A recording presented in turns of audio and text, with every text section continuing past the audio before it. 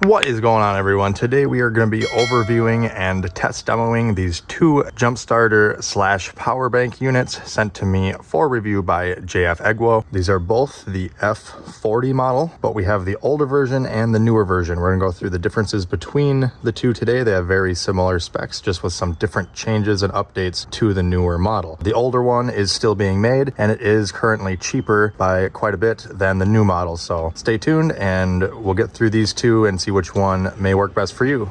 I will post the links to both of these products down in the video description if you would like to purchase them online. So we'll unbox the older one first. So first we have a thank you card with a QR code for your 12-month warranty registration. We've got the unit itself, nicely wrapped in bubble. There we go. Some specs on the back for you as well. We have the leads, which hook to the battery on the vehicle, and then this goes to the unit itself. We've got a nice, what feels to be kind of like a suede carrying case to put all this in to keep it together once you've unboxed it. And of course we have the user manual, pretty thick, goes into depth quite a bit. And then on the back, all their socials with QR code. We have this adapter here, which plugs into the power bank and then allows you to plug in a cigarette outlet style power outlet 12-volt source. We have our charging cord or output cord, USB-C on both ends. And one nice thing, unlike a lot of other jump starters, this one comes with a wall charging brick. This one is a 20-watt fast charger. The unit is capable of charging up to 65 watt. All right, so going over the older variant of the unit here, on the one end you'll have the light, and then you'll have the ports to hook up your leads to jumpstart the vehicle. As you'll see, the one is a D shape and the other one is a circle. You have corresponding ports on here, with one port being flat, so you can only plug in one way. Make sure to firmly push this all the way in. And you have some jump starting tips on the back here if you're having any troubles.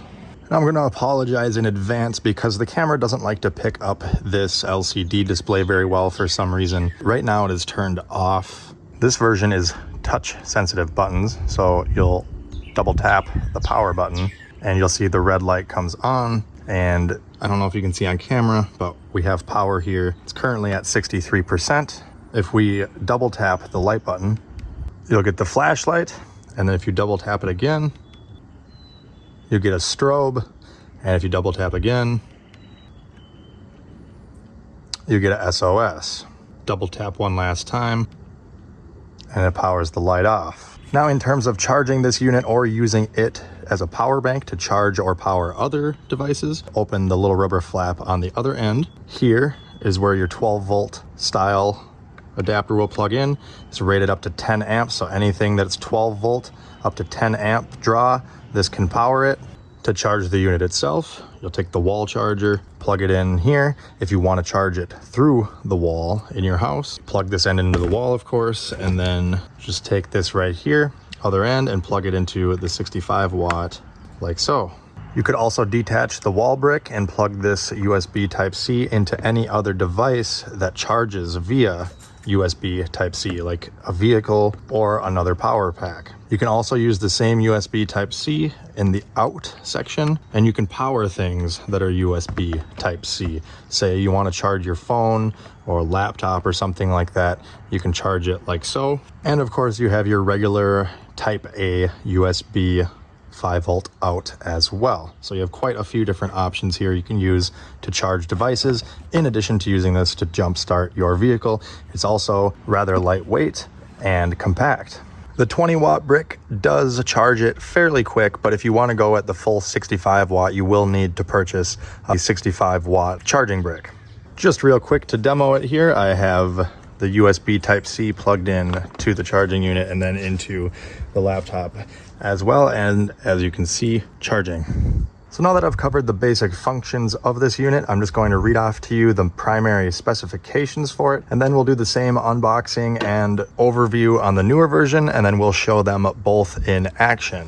So this unit is rated at 4,000 amp peak output and 28,000 milliamp hour battery capacity, and is intended to jumpstart 12 volt powered vehicles up to 10 liters in displacement. Depending on the size of the vehicle, you may get up to 70 jump starts per charge. If you purchase a 65 watt wall charging adapter, you'll be able to charge this battery in full in 70 minutes, or go from 0% to 25%, which is enough to jumpstart a vehicle in about 4 minutes. This unit's onboard smart chip has over 10 different safety functions to help protect you and keep you safe from hooking up batteries backwards or doing anything that may cause sparking or fire to occur. And then, of course, as mentioned before, you have the normal flashlight, SOS light, strobe light, and various power ports. And the temperatures of operation for this unit are rated at negative 40 degrees Fahrenheit to positive 140 degrees Fahrenheit. Quite a range, and very appreciative of that, because living in Minnesota here, we get anything from like negative 30, negative 40 up to 100, 110 in the summertime. So very glad to have that large of a range. The last thing you want is some really cheap jump starting unit to let you down on the side of the road in the dead of winter when it's really cold out. So now that we've covered the older, cheaper version, let's go ahead and unbox the newer version. Okay, so here is the newer version. As you can see, still called the F40. Bigger display here, letting you know it's got that 4,000 amps. And then it has physical buttons on this one. So the biggest differences between these two is going to be that this newer version has physical buttons and a larger display. The shape, the texture, the layout, everything about this unit is the exact same as the older version as far as operation. To use the light, you'll simply double tap to turn the main power on. And again, I know it's flickering on the camera here. That's just the frame rate. In person, it's a nice steady glow, very easy to read. But once you double tap the power button there to turn it on, you'll double tap the light button. You'll get your normal flashlight, 400 lumens, double tap again, and you'll get your strobe, double tap again, SOS, double tap again, shuts it off.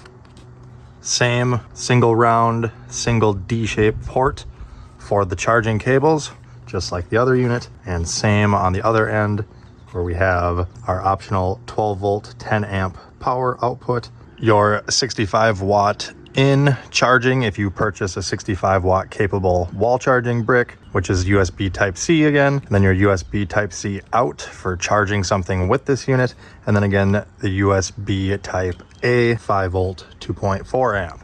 As with the older version, this version comes with a user manual that goes in depth with everything and has colored instructions. This one also comes with what seems to be like a suede bag to carry everything in.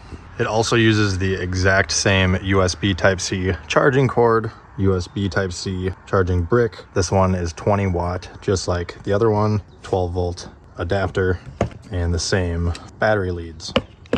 Both of them do have a boost button on the end. The specs for this unit are almost identical also. Both of them are rated at 4,000 peak amp output. Both of them rated at 28,000 milliamp hour battery capacity. Both of them have the 65 watt fast charge capability. If you buy the 65 watt charging brick, included is a 20 watt charging brick, which still works just fine. The same negative 40 degrees to positive 140 degrees operating range. This one is also rated up to a 10 liter engine intended for 12 volt operation engines and can jumpstart up to 70 times depending on the size of the engine and battery charge. And the newer unit also features a 1-year warranty. Both of them same shape, same size, same layout, same 400 lumen flashlight. Again, the differences being touch sensitive button versus physical button, a larger 3.7 inch LCD screen on this version, and then slightly different outputs here. I'll show you.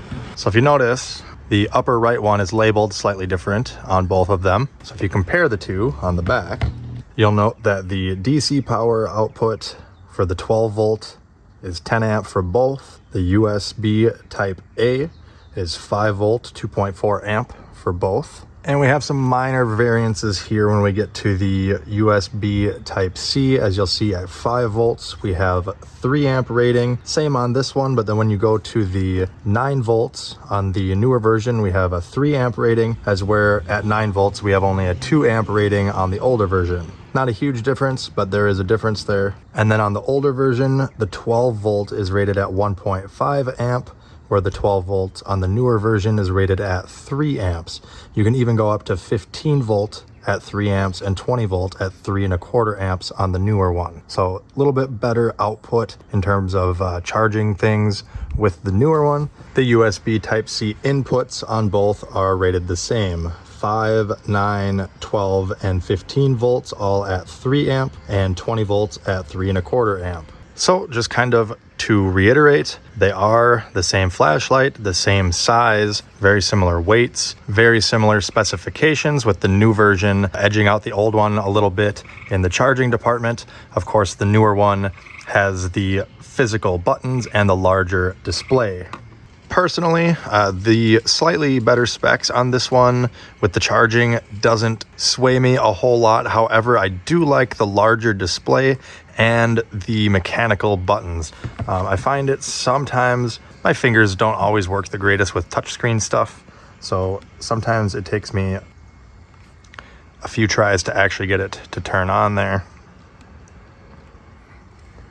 I find the mechanical buttons just a lot easier to use. I assume that's why they went to the mechanical buttons on the newer one. Just something to kind of point out there. But if you don't have a problem with the touchscreen, I believe right now the price difference is about $50. So depending on your budget, you'll have to make that call. Again, I do like the newer one better. I think that they did a good job of revising it.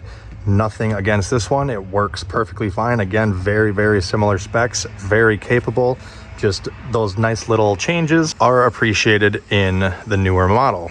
All right, guys, so to test the jump starters, I have my truck here. It is completely dead. It's been sitting in storage for a while. 6-liter gas engine V8. I'll show you right now. It is stone dead. Nothing.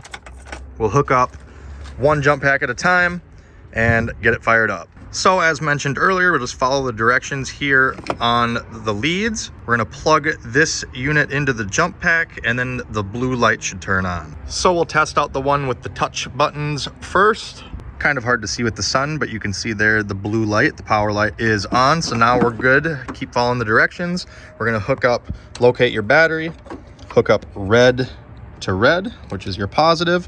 Make sure you're getting a good connection, metal on metal, and then black to black, which is your ground. As you can hear, if you hook the leads up backwards, I just have them hooked together right now, it beeps at you, letting you know something's not right.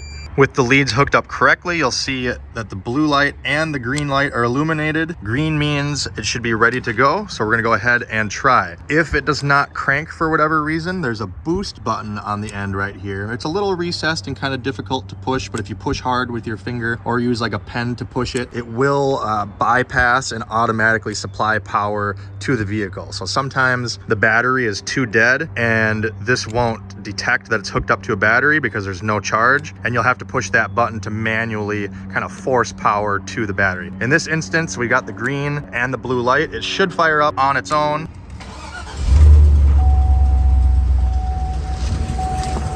All right, there we go. Oh, it died. The alternator couldn't keep up. All right, so I fired it up again. Sometimes if the battery is super dead, the alternator can't keep up. As soon as the vehicle starts, the voltage is pulled from the battery. So I had to start it again and give it a little bit of gas just to keep it running. But as you can see, we got it running.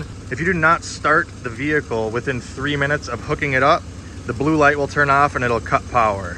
Now it's as easy as just disconnecting the positive and the ground, and then disconnect this from the jump pack unit. I'm gonna shut the truck off, show you that it's still dead, and then we'll try the second jump pack unit. So you saw we just jump started it with the first one, but it didn't run very long, so the battery is still dead, no juice. I'm gonna go ahead and try out the second one here. This is the one with the bigger font and the actual buttons on it. Exact same leads though, exact same setup here. It's got the flat on it, can only plug in one way into the little flapper here.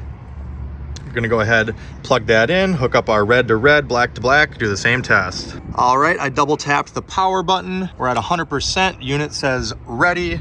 The leads are hooked up correctly. We've got the blue and the green button. We should be all good to go. Lights are on, indicating we have power. Fires right up. And then it died again because I didn't give it gas, but you get the gist of it. I'll start it again and give it a little gas to keep it going. There we go. And again, same thing. Unhook, unhook, unplug. It's already powered itself down because it knows that the vehicle is putting out voltage. It's no longer required. I know it kind of cuts out because of the frame rate on camera, but we started at 100%. It went down to 95 from that jump start. So completely dead battery, 5%, not bad. You can get quite a few starts out of it. They do say they want you to have at least 20 or 25% before it'll even let you do a jump start though. If it's below 20 or 25, it won't even send power to the vehicle. You need to have at least that much. Right now, for a limited time, they're offering $50 coupon on Amazon, so you can get the new version of the F40 for the price of the old version. All you have to do is follow the link down in the video description here. Once it brings you to the Amazon page through that link, you'll see under the normal price, there's a little yellow flag that says coupon and a little checkbox where you can check to apply a $50 coupon. Once you click the box to apply the coupon, you'll need to sign into your Amazon account, and the price will not change until you go to your cart. Once you're signed in, add the item to your cart, and it should show a check mark next to the $50 coupon. Select any extended protection you may want to buy, proceed to your checkout, and you'll see the order total is significantly less now, and it subtracted the $50 for the coupon code. So like I said, you can get the new version for the price of the old one for a limited time. Well, that about wraps it up, everybody. I hope this video was informative for you guys. Again, I will put links to both of these products down in the video description. If this video helped you out, make sure you hit that like button, comment down below with any questions, check out my other videos here on YouTube, and check me out on all my socials. As always, thanks for watching. Have a great day.